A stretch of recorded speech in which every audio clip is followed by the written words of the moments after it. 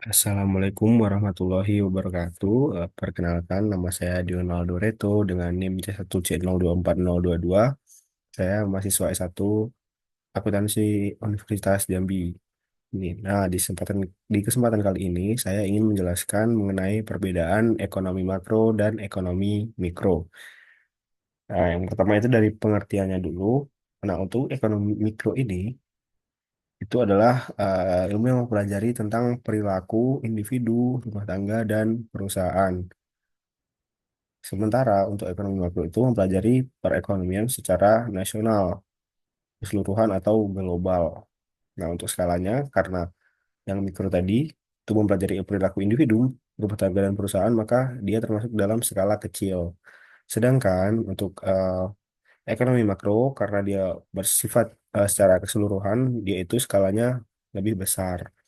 Nah, untuk fokus utama itu eh, eh, ekonomi mikro itu mempelajari tentang atau berfokus pada permintaan, penawaran, harga, biaya, dan keuntungan. Sementara di ekonomi makro itu fokusnya itu terhadap inflasi, pengangguran, pertumbuhan ekonomi, dan PDB. Nah, untuk kajian terkait itu eh, dalam ekonomi mikro itu kajian terkaitnya itu terkait dengan konsumen dan produsen. Sementara untuk ekonomi makro itu pemerintah, bank sentral, dan seluruh rakyat. Nah, selanjutnya ada indikator. Nah, untuk indikatornya itu dalam ekonomi mikro itu ada harga barang, jumlah produksi, dan biaya rata-rata serta laba. Sementara indikator di bidang ekonomi makro itu PDB, tingkat inflasi, tingkat pengangguran, suku bunga, dan nilai tukar.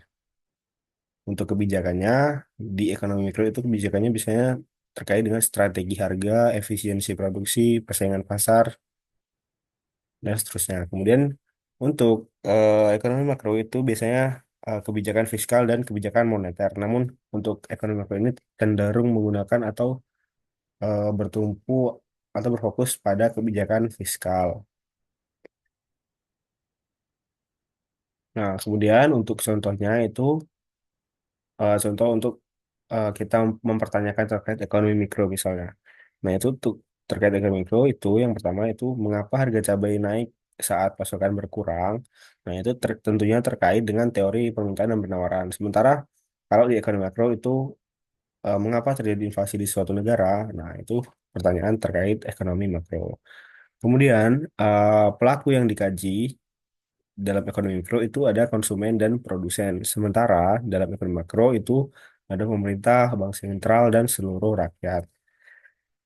Nah, jadi perbedaan dari ekonomi mikro dan ekonomi makro ini ada 8 poin utama.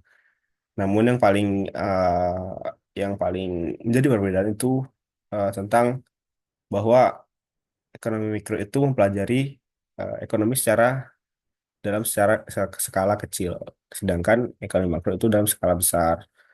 Dan dari pengertiannya juga sudah bisa kita ketahui bahwa yang mikro ini mempelajari tentang perilaku individu, rumah tangga, dan perusahaan. Nah, itu kan dalam skala kecil. Kemudian kalau makro itu naik skalanya menjadi skala besar, itu tentang gabungan dari perilaku individu, rumah tangga, dan perusahaan tadi.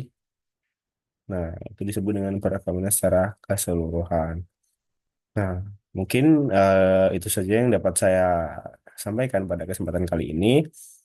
Lebih dan kurangnya saya mohon maaf. Saya akhiri. Wassalamualaikum warahmatullahi wabarakatuh.